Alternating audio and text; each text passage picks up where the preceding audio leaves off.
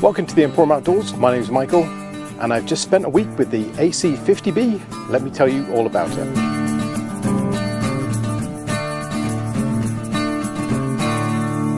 So right off the bat, Bluetti did send this out as a review product, but I'll be fair, my comments and reviews just so we're on the same page. So I've been camping for the last week in my travel trailer and I brought the 50B along with me, and I wanted to see how well it would keep up with all the tasks around a typical RV camping trip. So let's take a look at the device. I'm going to compare this with the AC60, which is another model that's very comparable to this, and I'll tell you some of the differences why this one is maybe a better choice compared to something like the AC60. So let's take a look at some of the features. So right at the top here we have the DC input, or photovoltaic PV for solar panels. This can take up to 200 watts of charge directly through this port. Below we've got a 12 volt typical car charger outlet, car plug. So this is 10 amps at 12 volts. Very useful, lots of products still plug into those things. On the front we have a DC button, power button, and AC for all the different services. On the right hand side we've got two AC plugs that can output 700 watts, but they can peak up to 1000 for a heavy lift, they call it, which allows larger products to start up if you're having issues with 700 watts not being enough. I'll actually bring it up and get the thing running. So along the bottom we have two USB Type-Cs that are both 65 watts and a USB Type-A, which is a 15 watt. So this is a bit of a change as well. Typically you would get two Type-A's and one Type-C, normally 100 watts, but they've actually split this across two 65 watts. That's a really good move. I think moving to a higher wattage on the USB Type-C is going to give people more flexibility because more products are actually moving to that, and also because you can actually pump out a lot more charge. So we take a look on the side. We've got a typical charge inlet. This is for the C13 type plug that you would have on a computer, for instance. They're pretty ubiquitous, they're everywhere. And not much else. On the back we've got some labels. It's actually very light to handle. It's just over the 13-pound mark, so it's very easy to pick up and move around. And overall I've been very happy with what I've seen with this product. So the price point is quite a bit cheaper than the AC60, and they're currently on sale. If you're watching this video currently, there is a sale on these and they're coming in around 400 bucks. So if I'm comparing this model to the AC60, there are some features that are missing, which makes this more of a budget-friendly offering, but it hasn't scrimped on any of the important stuff that you would buy one of these power stations for. So a couple of things they did leave off this particular model is there is no wireless charging on the top, which you would get with the AC60, for instance. There is no light on the back that you also get with the AC60, and there is no connectors here to actually connect another battery pack to this thing to expand it. So there are a couple of features that they didn't put in this model to keep the price point down. So currently these are selling for about $430 Canadian, and that's the sale price currently, and I think it's an amazing value for what you get. If you don't care too much about the wireless charging or connect it to another battery, then this is a very affordable option for you to actually step into the power station market. When we're off-grid camping, we don't have AC power, so we use power stations to power all the AC things. So how I've been using this on our camping trip is I've been using this by my wife's bed, and she has a small travel CPAP and she's been using that to power it all night. We do have a Starlink, for instance, and that takes AC power, so we can actually run the Starlink quite happily with this for several hours before we have to worry about it. With the solar charging as well, we can put a 200 watt panel or slightly greater, because a 200 watt panel doesn't produce 200 watts because there are losses. So you could slightly go up on panel size as long as you keep within that 200 watt threshold. I found running the Starlink, this thing will keep up quite happily. It does pull about 50 to 70 watts from the Starlink depending on what it's kind of doing at the time. But with the solar input and a 200 watt panel, this thing will outcharge, so it can actually run indefinitely while the sun's out, and then it'll run obviously when the sun goes in on the batteries themselves.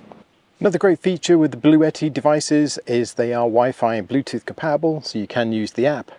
I can also control things like turning on and off the AC connections and the DC connections. You'll see them switch on, and I can monitor all the power that's coming in or going out across each of the different interfaces.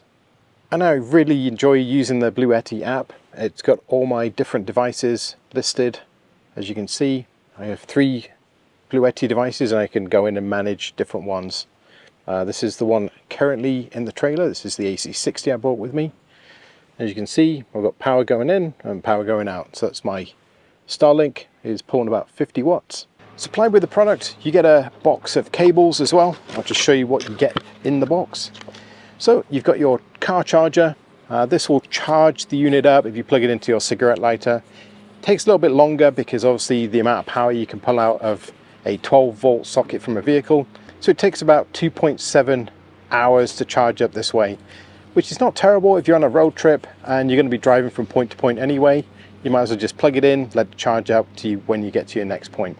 So the next cable they supply is the solar connector. So this is the XT60, which is pretty common on a lot of these power stations, as well as the MC4 connectors, which are standard for solar panels. So you get a small cable to connect it, and you also get the C13 cable to plug it into the AC, which I don't have in this box right now. So with the AC charging, it pulls in about 580 watts, and that'll charge up in just about 70 minutes, which is pretty good.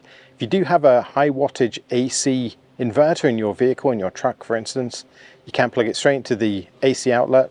Typically they only put out about 300 watts typically, but if you do have a more powerful one, then you can charge it in the vehicle and it'll be much quicker. So the other method that I've been using to charge it up while we've been off grid is I do have a much larger power station, and what I've been doing is actually charging the smaller ones with the bigger one, which is great. So I can distribute a couple of these things, one by each of the bed, and we've got AC power. The reason I like doing it that way is it's very modular. If we don't need the AC power, then I can just put these things away where plugged in a campground for instance. But if I do need AC power by the side of the bed or to charge whatever devices, then I can just bring these out and they're great. When I'm not in use, I can just put them away. So this model has 448 watt hours of power. So what will that actually do if you go ahead, consume all that power? So it's going to charge your iPhone about 15 times. It's going to charge your laptop about 5 times. Given the different size of batteries, it's pretty much a ballpark figure. So it's actually very useful. I also use one of these in my house as a UPS, so an uninterruptible power supply, and it can keep my router online if I get a power cut for about 17 hours, something like that.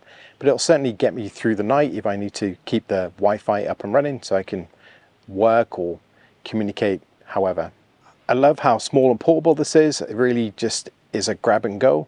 If I'm taking out all my camera equipment, then this will be perfect. I can recharge my drone several times, recharge all my cameras, keep my laptop going, my phone. Really does extend my visit out into the wilderness where I can actually use all the things I bring with me. Obviously as a YouTube creator, I'm carrying more electronics than the average person, but this has got a lot of ability to keep you comfortable, keep your portable fridge running, etc, etc. So one of the questions I get quite often is how long do these things last? And I've had some of my solar generators for several years and they do diminish slightly over time. The manufacturer says this is chargeable and rechargeable 3,000 times. So it gives you some idea how long it's going to last. Typically, I don't know, even if you recharged and discharged it every day for a year, that's 365 obviously. So this is going to last a long time. And when they do degrade, it's very minor. I think one of mine is down to like 95% capacity over several years, so nothing to worry about. Also comes with a great 5-year warranty as well, for peace of mind. I've never known a Bluetti to go wrong, even with all the abuse I give them by transporting them around everywhere, throwing them in quads, etc, and taking them on my travels. So who is this model I think aimed at? So I think if you're looking to buy your first generator, then this might be a good option. It is missing some of the higher end features such as the wireless charging, as well as the ability to connect it to a separate battery via specialized connectors. But you can daisy chain these things. Like I say, I charge this one via a larger one, so I have like the mothership version, and then I charge these up and then I can move them around. Rather than moving the bigger unit, I can just charge these, move them, back and forth, so it works great for off-grid camping. So I think if you've got limited need for AC power while you're out camping in your RV or you're tenting or whatever, this would be a great option. You can run all your AC devices, charge things up, combine it with a 200-watt solar panel, and I think you would have pretty much indefinite power if you're just charging up things like cameras, laptops, phones, etc. And if you want to run a small fridge, for instance, as well, this thing would quite happily run a small fridge. I would expect it to run a small fridge without any of the power for maybe a full day. I would expect somewhere around there. Again, if you combine this with a solar panel to top up the power while you're out in the sun, I think it's going to fulfill most people's needs. So for the price of $430, I think this is a very big leap forward. I think it's going to be a hard deal to beat for other competitors, and I've come to trust and know the Bluetti brand very much. So if you're looking for a basic model but has all the built-in technology to manage the batteries, etc., plus the Bluetooth connectivity for your app monitoring, but you don't need the wireless charging, you don't need the DC connection to an expansion, you don't need the light in the back, this is a great option. And for $430, your entry-level pricing, I think it's very hard to beat. I highly recommend this product, and it's going to be part of my AC ability in the trailer going forward. So let me know in the comments what you think of the product, whether the price is about right for what you're getting. Let me know. And until next time, take care. I'm very excited to see these things come down in price, and combined with a solar panel, you're basically spending free energy. And they have so many uses, I'm sure anyone would appreciate one of these devices. And as always, thank you very much for watching. If you like my videos, leave me a comment, maybe a thumbs up, and don't forget to subscribe.